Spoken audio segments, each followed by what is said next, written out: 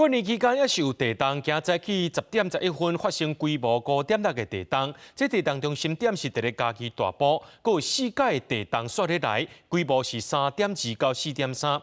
气象署的地动测报中心就表示，这拢是1月2日大埔地动的地动尾，未来一礼拜可能会有更较大规模的地动尾。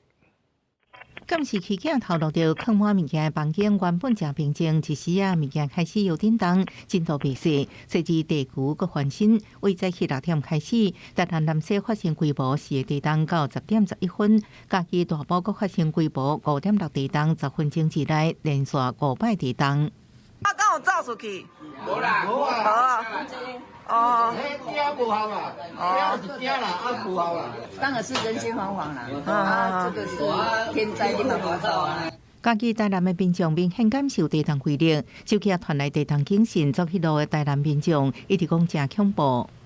那它的最大震度在大埔有5强，那其他地区呢，像彰化、云林、嘉义、台南、高雄也都有观测到。最大震度4级，还是算是大埔地震的余震。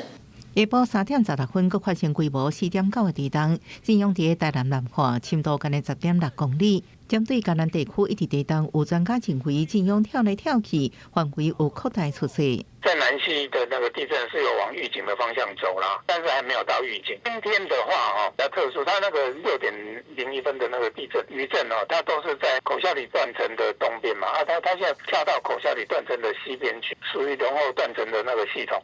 地动测报中心分析，初二早起规模5.6地动是021大埔地动地动尾，原因是板块小气西部落山带，目前有关无法度判断是甲倒一个断层有关系，也提醒未来一礼拜有关可能有较大规模地动尾。记者综合报道。